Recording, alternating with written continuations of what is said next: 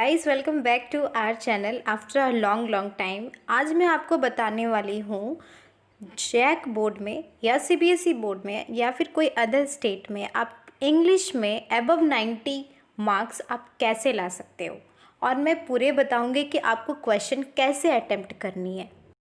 इसके लिए आपको अंत तक आपको पूरी वीडियो देखनी होगी। पसंद आए तो लाइक करें, शेयर करें और सब्सक्राइब करना बिल्कुल भी ना भूलें। तो चलिए शुरू करते हैं। आपके क्वेश्चन में सबसे पहले इंग्लिश स्कोर का जो क्वेश्चन होते हैं वो 4 सेक्शन में बांटे हुए रहते हैं। Section A, section B, section C and D.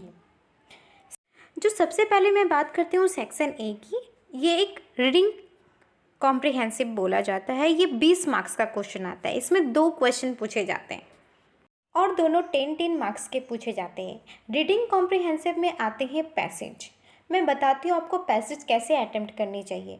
सबसे पहले आपको पैसेज में वो स्टोरी दिया हुआ रहता है, उसको ना पढ़ के आप क्वेश्चन आंसर पे ज़्यादा फोकस करो। जो क्वेश्चन आंसर पूछा जाता है, क्वेश्चन जो पूछा जाता है पैसेज में, उसको आप पढ़िए। उसके बाद आप पैसेज पढ़िए। इससे क्या होगा? इससे ये होगा कि आपको वो जितने भी क्वेश्चन पूछे जा गए हैं वो आपके माइंड में चलेंगी कि हाँ इसका ये पूछा गया था। इससे क्या होता है, तुरंत आपको जहाँ आंसर मिल जाएगा वहाँ आप टिक कर दोगे।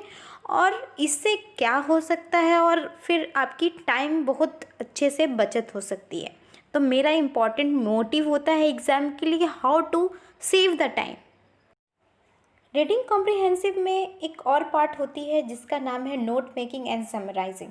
इसमें आपको अगर अलग से वीडियो चाहिए तो आप कमेंट सेक्शन में लिखो, मैं इसकी वीडियो बहुत जल्द डाल दूँगी ताकि आपको इससे अच्छे आइडिया मिल जाएगी कि how to make a note making and summarising. Now moving to the section B. इसमें आपको 35 मार्क्स के क्वेश्चन पूछे जाते हैं। इसमें एडवांस स्किल्स का टाइप का बेस्ड क्वेश्चन होते हैं। इस सेक्शन में आपको जो चेक करने वाले होते हैं वो आपके राइटिंग स्किल के बेसिक से मार्क्स देते हैं। इसमें आपके क्वेश्चन बहुत अच्छे से लिखना होता है, बहुत सजा करके लिखना होता है। जितना आप अच्छे से लिख सकते हो इस सेक्शन में बहुत अच्छे से लिखोगे, आपको मार्क्स पूरी गारंटी है कि फुल ऑफ फुल मार्क्स मिलेगी। इसमें आते हैं आपके नोटिस और एडवर्टीजमेंट और इन्विटेशंस और नोट, ये सब क्वेश्चन आते हैं इसके रिलेटेड। और आप झारखंड बोर्ड के पिछले क्लास का क्वेश्चन देखोगे, प्रीवियस ईयर का क्वेश्चन देखोगे, तो इसके अलावा आपको अलग से कोई क्वेश्चन नहीं पूछा जाता है। आप इस तीनों टॉपिक को आप अच्छे से कर लोगे तो आपको सेक्शन बी में 35 मार्क्स आना ही आना है। अब आते हैं पार्ट 4 में, जिसमें होता है रिपोर्ट फॉर मैगजीन्स और event descriptions. Report for magazines और इवेंट फॉर डिस्क्रिप्शंस में आपको इवेंट्स डिस्क्रिप्शन जो क्वेश्चन आएगी तो आपको क्या करना, आपको एक क्वेश्चन बोला जाएगा कि आप इस इवेंट में गए थे और उसका आपको एक्सपीरियंस बताना है कि आपको ये वहाँ पे जाके आपको क्या क्या सीखने को मिला, कैसा एक्सपीरियंस था आपका, वो आप इसमें लिखना होता है। तो फिर आपको लिखना होगा इसमें रिपोर्ट फॉर मैगजीन और फिर न्यूज़पेपर, ये दोनों में से आना ही आना एक टॉपिक्स ज़रूर आते हैं। तो इसको आपको अच्छे से क्लियर करना पड़ेगा। अब बात करते हैं 5th पार्ट की। तो इसमें 5th में आपकी आती है लेटर टू द एडिटर और लेटर टू दी प्रिंसिपल। और ज़्यादा आप क्वेश्चन देखोगे, प्रीवियस ईयर क्वेश्चन देखोगे तो हमेशा क्वेश्चन हमें पूछा गया है लेटर टू द एडिटर। इसमें आपको कुछ नहीं करना, बस बहुत बेसिक चीज़ आपको याद करनी है और अपने वर्ड में लिखना है। मेक श्योर कभी आप रटो नहीं, आप मेक श्योर करो कि आप अपने ऑन वर्ड में लिखें। इससे क्या होता है कि जो चेक करते हैं ना, वो देखते हैं कि हाँ ये बंदा अच्छे से लिखा है और वो भी अपने वर्ड में लिखा है, तो वो मार्क्स अच्छे से देते हैं। अगर आप किसी तरह रट रट करके कर रहे हो तो प्लीज़ उसको छोड़ दो। अब मैं बात करती हूँ 6 पार्ट की। इसमें सिर्फ एक ही क्वेश्चन आते हैं जिसको कहते हैं आर्टिकल्स। हम लोग बचपन से पढ़ते आ रहे हैं, छोटे से पढ़ते आ रहे हैं आर्टिकल्स ए एंड द का यूज़ करना। तो आपको यही बेसिक क्वेश्चन पूछा जाएगा कि use of A and the, और आपको अच्छे से अटेम्प्ट करना है। मेक श्योर आपको एकदम ध्यान से पढ़ा बनाना है। और यहीं पे ख़त्म होता है आपका section B, which is the writing skill, writing comprehensive skills जो होते हैं। अब हम आते हैं सेक्शन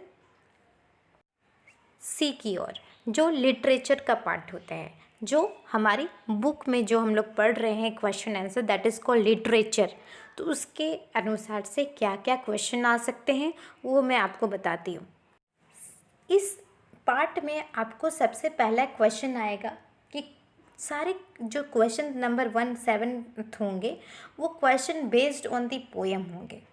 आपको मेक श्योर करना है कि जितने भी पोइट हैं और जितना भी पोएम है सबका पोइट के साथ याद करना है।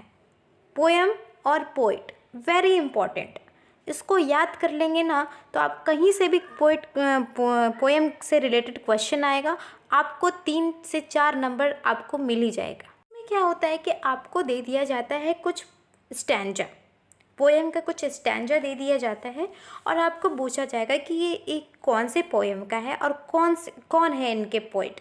ये आना ही आना क्वेश्चन है, ये 100% क्वेश्चन आती हैं। तो आप प्लीज़ मेक श्योर कीजिए कि आपको सारे पोएम और पोइट का नाम याद हो जाना चाहिए। अब इसके बाद आते हैं हम क्वेश्चन आंसर में। इसमें आपको सबसे पहले नंबर 8 का पार्ट होगा कि आपको क्वेश्चन दिया रहेगा पोएम से रिलेटेड। आपको 4 क्वेश्चन दिया रहेगा तो आपको 3 बनाना हो, ऐसा आपको क्वेश्चन दिया हुआ रहेगा।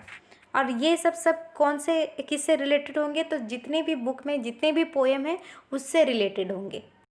अब यहाँ तक तो क्लियर हो गया। अब नेक्स्ट क्वेश्चन आएगा आपको क्वेश्चन नंबर 9, जो पार्ट होते हैं वो उसमें आएंगे आपको क्वेश्चन आंसर चैप्टर से related, any of the chapters. आपको 6 से क्वेश्चन दे दिया जाएगा जिसमें से आपको 5 क्वेश्चन लिखना पड़ेगा। You have to attempt 5 question out of 6। इसमें 35 से 40 वर्ड का क्वेश्चन आंसर जो रहते हैं और आपको लिखना होगी।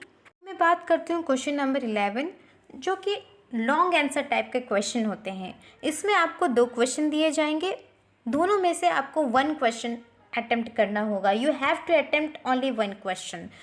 ये 125 वर्ड्स का क्वेश्चन आंसर आपको लिखना पड़ेगा। इसमें आपको लॉन्ग टाइप का क्वेश्चन पूछा जाएगा। अब जब लास्ट नंबर हो गए जो 12th नंबर होते हैं, इसमें आपको 4 क्वेश्चन दे दिया जाएगा और चारों का क्वेश्चन आपको चैप्टर से रिलेटेड रहेगा और चारों का क्वेश्चन आपको करना पड़ेगा। तो ये था आपका आज का टॉपिक्स जो आपको बहुत हेल्प करेगा आपके एग्ज़ाम के लिए। तो अगर आपको ये वीडियो पसंद आ रही है, आपको अच्छी लगी हो, तो लाइक शेयर और सब्सक्राइब ज़रूर करें और सब्सक्राइब करना ना भूलें। Thank you.